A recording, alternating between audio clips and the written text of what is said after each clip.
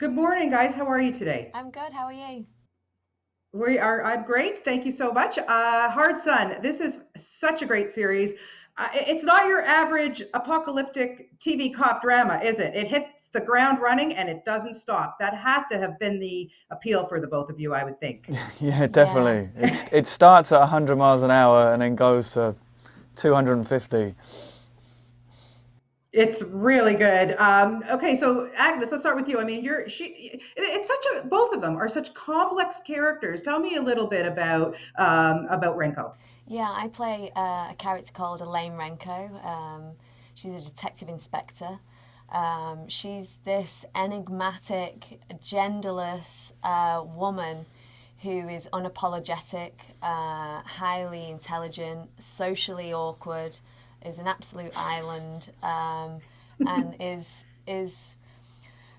thrown together with Hicks, like a repelling magnet, and has to become his partner. And Yeah, she hates it, but she loves her job, and that's what gets her through it. And it was amazing to play someone that was physically responsible for herself, and also like emotionally and psychologically as well, because yeah, she could I feel like I wanted her to be able to vacillate between emotional states and not feel like she had to jump into the projection of what society puts on women, that she is who definitely. she is, and if you don't like it, then tough. And I think that's how she Right. feels with Hicks. She's like, here I I am, and learned that the like, I hard don't way. care. Yeah, my character Yeah, learns that the Jim, hard way, definitely. you certainly do, my friend. You take a lot of punches from this gal. I mean, come on, really? Like every role you take, you need a nice romantic comedy, I think, I again. tried, What's no, with you and listen, getting listen, punched I up? tried doing a romantic comedy and I got beaten up in that as well. So I don't know what that says. That's true. That's true. I think you need to just go back to the musicals, maybe, right? I got beaten up in that one as well. That's true. I know. I can't win with you. But Jim, for you, this is really something like really we've not seen from you. And this guy goes through, there's so much going on. I mean, we find out also that now the world's going to end. I mean, how do you just deal with all that too?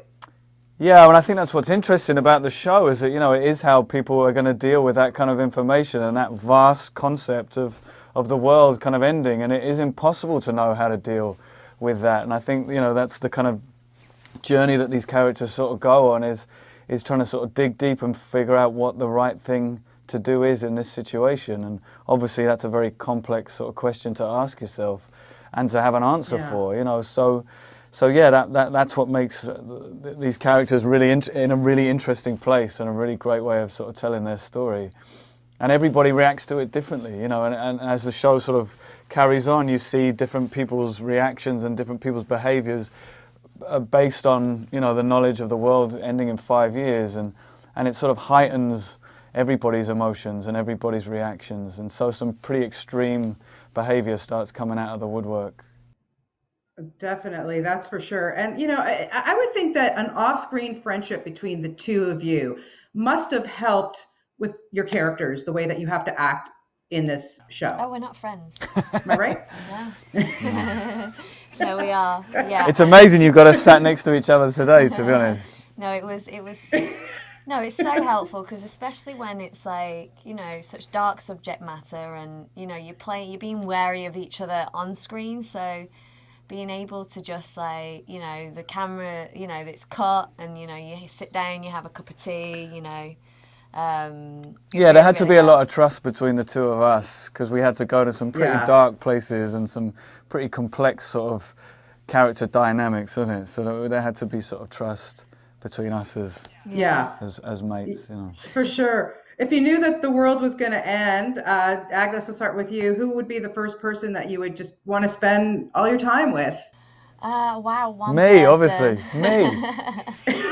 Who else? Well, obviously, New Bonnie, aside. new Bonnie. I've become finding new Bonnie. I would just want to be really, really close to my family. My parents, Yeah. my siblings, my husband. I just want to like round everyone up and find a big house in the countryside and just get one Yeah. with the earth and all that jazz. And Jim, what about you? Come on. Oh no, I nearly said something quite bad then. I'll keep it light. The same, I think. Okay. Obviously, I would, hunt down my girlfriend immediately, I think. Yeah. And my dog, Yeah. Rudy. Well, congratulations on this. This is so good. And you guys have done an absolutely spectacular job in these roles. And Jim, I just want to hear you back in a musical. I really do. I loved you. Across the Universe is my all-time favorite film. That's nice to hear. No problem. Best of luck to both of you, okay? Yeah, Thanks. I do a bit of singing in Hard Sun, I do actually. There's one song I sing in the car. Yeah. So yeah. Well, you can tune in. Keep it up. We missed that. We really miss it. We want more music from you, okay? All right, cool. All right. Best of luck to both of you. Cheers, buddy. Congratulations on this great series. Thank you. Take care. Bye-bye. Cheers.